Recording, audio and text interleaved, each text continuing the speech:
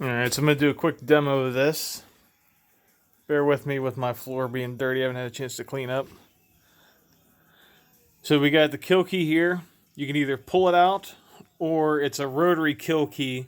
So there's a cutout in there, so if you rotate it around, it hits that cutout and turns the board on. I prefer to leave it in and rotate it because it keeps the resonance chamber sealed off, so the sound's a bit more bassy.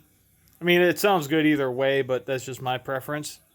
So you rotate it until it comes on.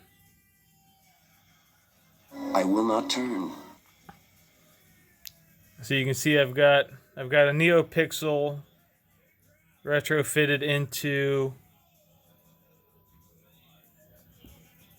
the switch.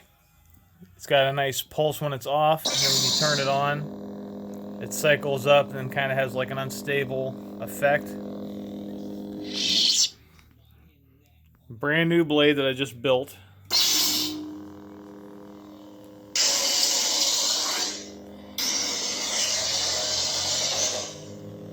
So you've got 6 fonts on here. You've got the Luke, Lord Vader, the Vader, and it's got the color change. So each preset has 6 colors. So if you hit power and aux at the same time, it goes into color change. And you do a twist, and it changes the color. Hit them again. If I can get it to work. There we go. And it locks that color in. young Ray.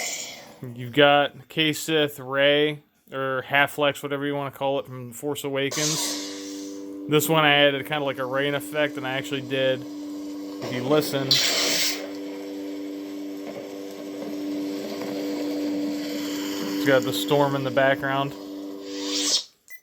Light.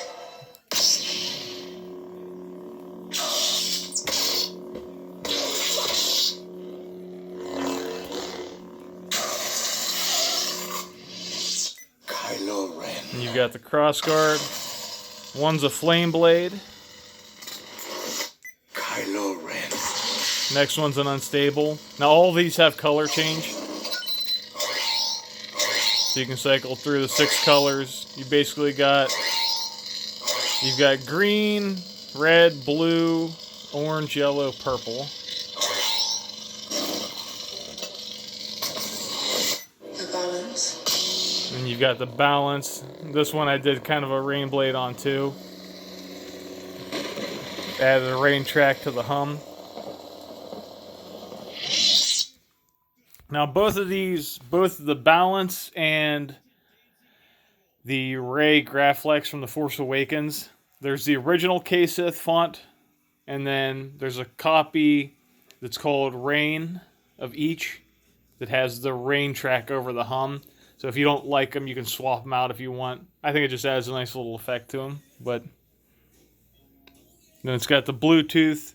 The Bluetooth is in the hilt here, but I routed the antenna up to this little plastic housing that I 3D printed. Oh, I designed it and had printed on Shapeways.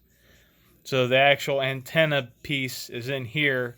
So with the Bluetooth, you get about 15 to 20 feet of range, which the Bluetooth I mostly just use for shits and giggles. But once Dimitri finishes up his ForceSync app, I think it currently works with iPhones, but he's still working on getting it to work with Androids. But, I mean, you can download like a serial, what do they call it? A serial terminal app for your phone, and you can type in commands and get it to turn on and stuff like that. But I put it in there for fun. I don't really use it that much, but it's a nice feature to have just in case you need it. But as you can see, it's got, really clean powder coat job on it. You've got, this is like, it's kind of hard to see in camera, but this is called penny vein, and I ended up knocking it down so it was darker. And then inside the ridges you got flat black. Up here you got flat black, and then I made all the actual like ridge pieces. I sanded those down so they got a nice gloss to them. And you got the tactile switch on the bottom here. Pretty standard stuff. And of course, obviously, if you know anything about Proffie, the fonts that come with it, I mean, you can It's going to have a copy of the config files and all that stuff on the SD card when I ship it. So you can go in, you can save that, and then if you want to tinker around with it, you know what I mean, you can make your own blade styles or do whatever. But currently this is running on 2.7 color change. The Matt McGeary version. But I mean, it's all, the actual operation of the saber is all pretty simple. It gets pretty complicated when you start tinkering with the actual code, but out of the box, it's, I mean, you can just turn it on and start playing with it basically. And that's it.